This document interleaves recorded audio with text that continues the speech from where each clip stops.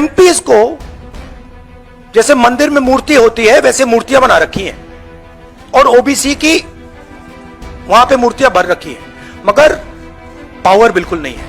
MPs को जैसे मंदिर में मूर्ति होती है वैसे मूर्तियां बना रखी हैं और ओबीसी की वहां पे मूर्तियां भर रखी हैं, मगर पावर बिल्कुल नहीं है। एक चीज मैं कहता हूं, वो नेता धर्म पर क्यों बोले प्रोफेसर साहब, वो नेता धर्म पर क्यों बोले जिनको धर्म के बेसिक्स की और धर्म से जुड़ी भावनाओं की समझ नहीं हो। राज भाई, क्या राहुल जी की अपब्रिंगिंग में धर्म का कोई लेना देना नहीं? क्या वो वेद पुराण उपनिषद कहते हैं पढ़े, लेकिन पढ़े होंगे इसमें शक है। क्या उन्होंने आज क्या कहा? उन्होंने कहा कि बीजेपी में सांसदों की स्थिति ऐसी है, उनकी कोई हैसियत नहीं है, कोई उनको पूछ नहीं रहा 2 पैसे का। एक सांसद ने मुझसे कहा कि मेरी कोई हैसियत नहीं, बीजेपी सांसद ने कहा, तो उन्होंने तुलना किसी की? बोले जैसे मंदिरों में मूर्तियां होती हैं देवताओं, पावरलेस, यूजलेस। क्या लो भैया कर लो बात। 12 करोड़ आदमी बाबा विश्वनाथ के दर्शन मत्था टेक के गया साल भर में काशी में, और आपने बता दिया मूर्ति बेकार है। हे नाथ नारायण, क्या होगा? 7 करोड़ आदमी बांके बिहारी के पांव पूज के गया है 1 साल में। क्या कौन सी किताब पढ़े हो भैया? ये तो बता दो भाई, कौन सा इंटरनेट से क्या खोज के लाए हो? क्या बवाल है, क्या समस्या है?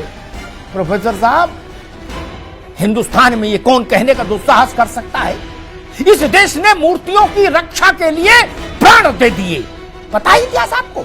ना समझ लोग। औरंगजेब के समय में, अब्दाली के समय में, नादिर शाह के समय में इस देश के हजारों लोगों ने प्राण दे दिए हंसते हंसते मूर्तियों के विग्रह के सम्मान के।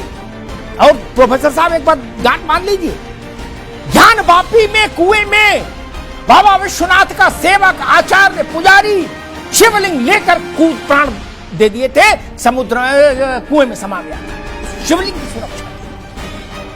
आपने कह दिया कि जैसे मूर्तियां होती हैं वैसे भारतीय मोदी ने अपनी पार्टी में एमपीओ को बना दिया यूजलेस, पावरलेस। ये बोलने की क्या जरूरत है आपको? ऐसा क्यों बोलते हो? तिरुवयूर का मंदिर, उत्तर भारत छोड़ो, दक्षिण का उदय, पद्मनाभ का मंदिर, तिरुपति बालाजी, सब जगह मूर्तियां ही हैं मित्र। इस देश का प्राण बसा है मूर्तियों में। आक्रांताओं ने मूर्तियां खंडित की तो आज तक भारत के मन से वो घाव गए नहीं। आपने आक्रांताओं ने मूर्तियां तोड़ी थी, रामलला के मंदिर को ध्वस्त किया था, 550 साल युद्ध चला, संघर्ष चला और अंत में विजय हुई। यतस धर्मो ततस जयो। और अयोध्या में श्री रामलला का भव्य मंदिर बनकर तैयार हो गया। राजनेता ऐसा कैसे कोई बोल सकता है कि पावरलेस होती मूर्तियां? किसी मंगलवार को देश के किसी मोहल्ले में हनुमान जी के मंदिर चले जाइएगा राज बाबू, क्या 100-200 आदमी आरती करता मिलेगा। बनारस चले जाइए, चाहे संकट मोचन, चाहे दुर्गा कुंड, चाहे बाबा विश्वनाथ, आपको पता लग जाएगा मूर्तियों में क्या ताकत है। काशी महाराज से लेके और रिक्शे वाला तक सब लाइन में लगे होते। केदारनाथ, बद्रीनाथ, वैष्णो देवी, मेहंदीपुर बालाजी, सालासर, एक उदाहरण गिनाऊं, मैं 1000 उदाहरण दे सकता। राजनीतिक लड़ाई लड़िए, लेकिन ऐसे उदाहरण मत दीजिए। ये बोलने की क्या जरूरत थी कि मूर्ति बना दिया है, जैसे मंदिर में मूर्ति होती है, आइडल्स। कौन लिखता है भाषण, कौन देता है इसी सलाह?